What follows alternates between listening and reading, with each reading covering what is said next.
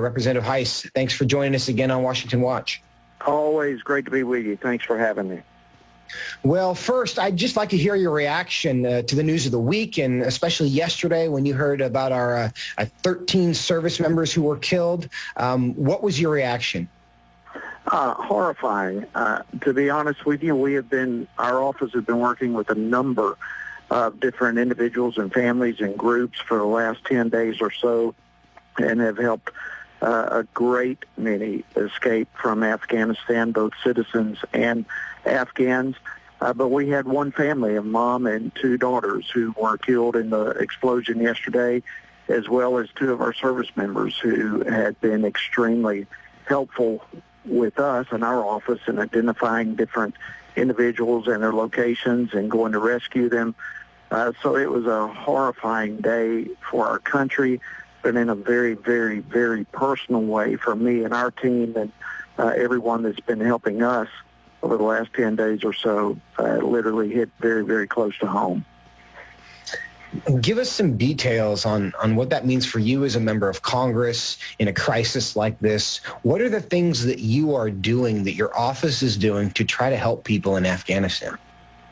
Well, obviously we're encouraging people to pray. This is a desperate time in our country, and it would be far irresponsible for us to pretend as though we do not need God's help in this. So first and foremost, that obviously is what we're calling on people to do.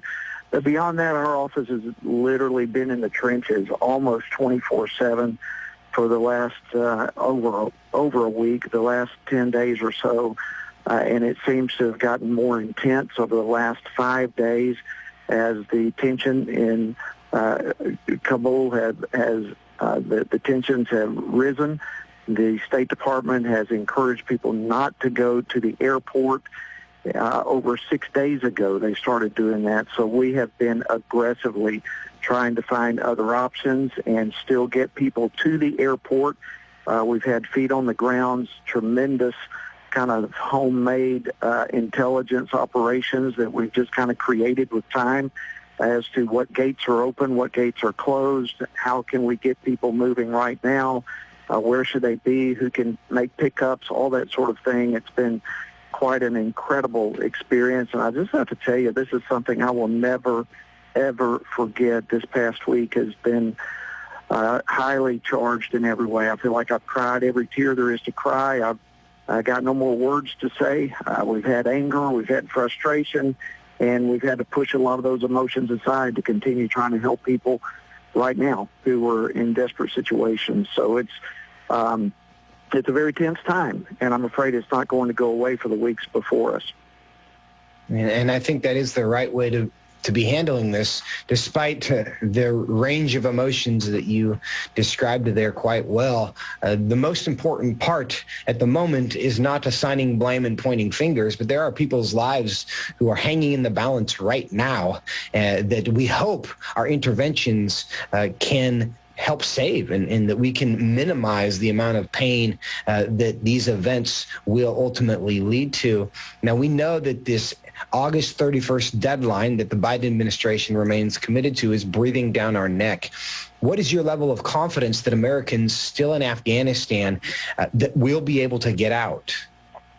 I have very little confidence at all that we're going to be able to get everyone out, and that primarily is coming from our own experience in our office. We have had great difficulty with the Department of State. They're more focused on filling out forms and getting all the regulations right, and having this signature and that signature. Well, look, we're how many thousands of miles away, and we're not in the sheltered down places with these individuals who are scared to make a phone call lest they give away their location. They're not carrying around computers and printers where they can print out forms and get them. And yet it's these type of things that the Department of State are demanding.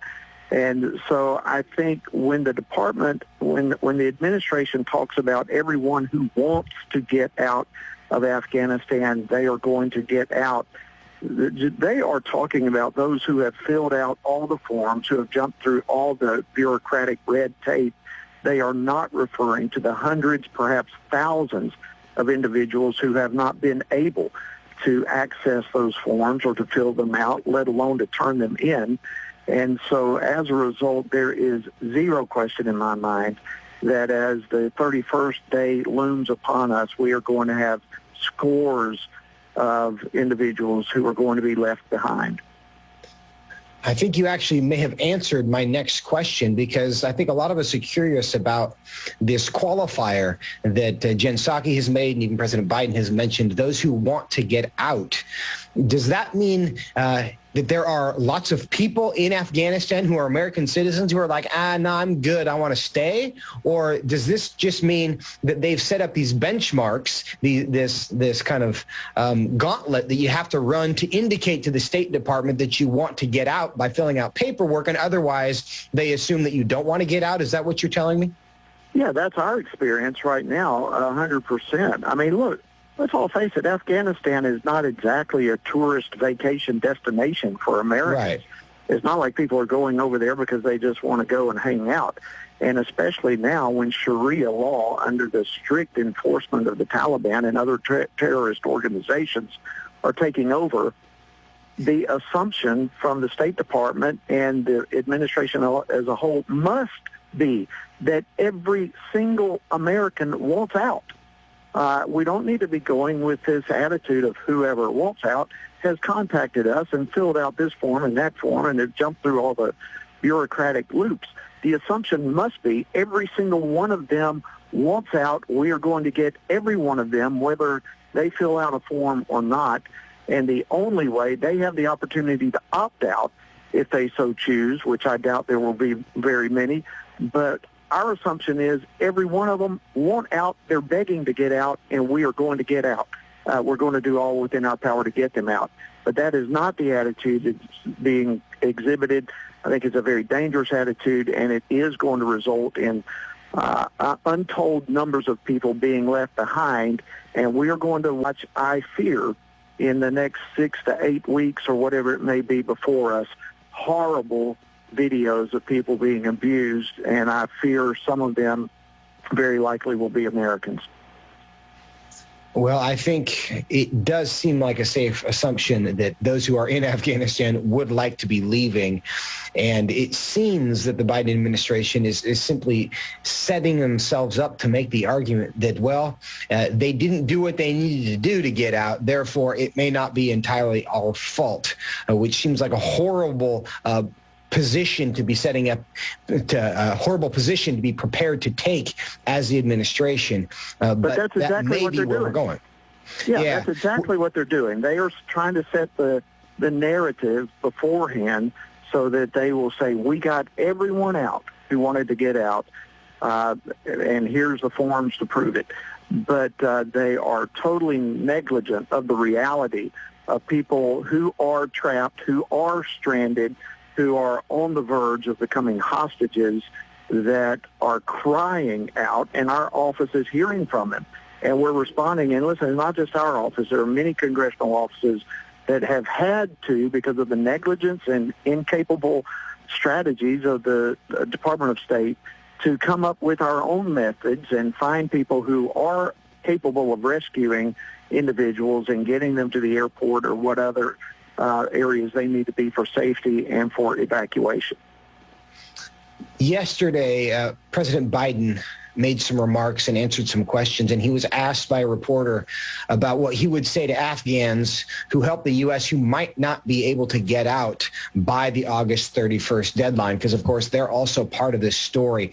I want to let you listen to that exchange and then hear your response. You say that what America says matters. What do you say to the Afghans who helped troops who may not be able to get out by August 31st? I say we're going to continue to try to get you out. It matters.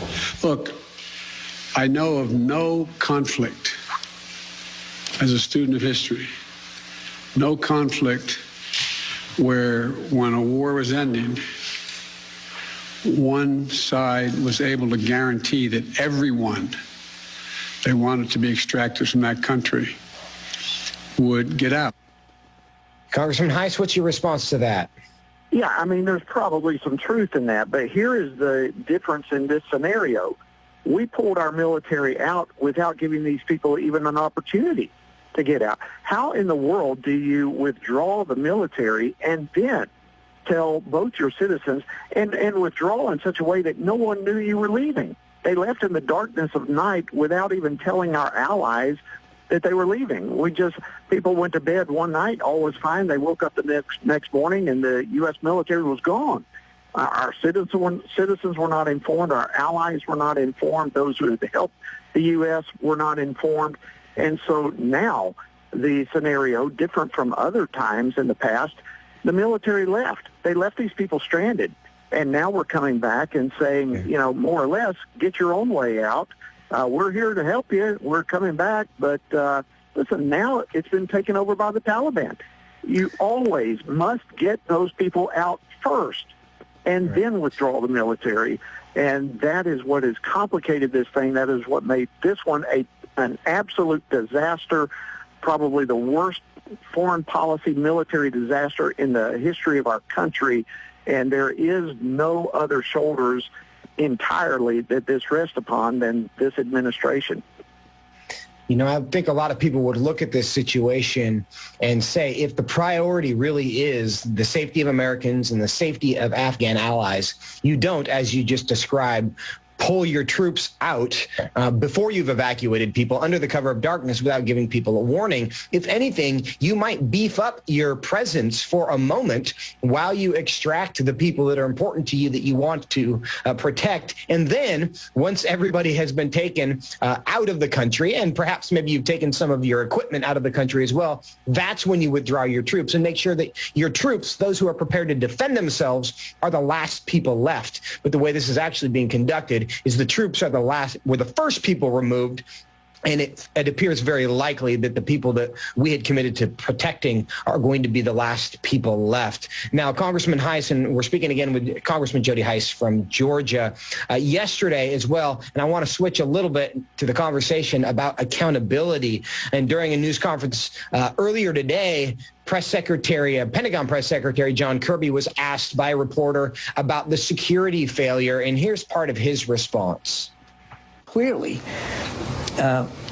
all of that effort, and there was a lot of effort, clearly fell short in some way, because this attack was able to be perpetrated, and we did suffer, as well as our Afghan friends suffered casualties. We're going to do the forensics on this, Barb, and clearly try to figure out what went wrong, because clearly something went wrong. Congressman Hice, you are part of your job in Congress is to provide accountability. What investigations, what accountability do you feel like is necessary from Congress? Hey, listen, we are calling for investigations. We are calling on Speaker Pelosi to call us back into session so that we can begin to deal with this. But listen, it's across the board. I have called. Many others have called. There will be a continued call for the resignation of President Biden. There are going to be articles of impeachment against Secretary Blinken, Secretary of State. There will be calls for resignation of Milley and of Austin, the Secretary of the Army, and even Nancy Pelosi. It's time for her to vacate the chair. There have been breakdowns across the board. This is inexcusable, what has taken place there. And look, there's a lot of room, as you mentioned earlier, to place blame. But indeed, there is blame. There are people who are responsible. There are people who must be held accountable. And I can tell you there are many of us who are making process in pursuing whatever avenues we can to make sure these individuals are removed from their positions. But in the meantime, we need deep-seated investigations as to all that has taken place in this entire decision-making process. And absolutely 100% people must be held accountable for this. And Congressman Hice, in addition to being a member of Congress, you have in your past life been a minister as well. And we've got about 60 seconds left. People who are confused, wondering about this, what do you tell them as a pastor about how to think, how to react to all of this? Yeah, listen, there is no greater weapon that we all have than the prayer, and there is no greater God than the Lord God Almighty. And He is not shaken by any of this. I know our emotions go up and down. We see horrible videos, and it's easy for us to sometimes get sidetracked by the reality of what we see. But our faith, our confidence must remain firmly planted on the Lord God. He is at work, and he's going to accomplish great and mighty things through all this. Congressman Jody Hice, really appreciate that. Thanks for your time as well. Thank you so much. God bless.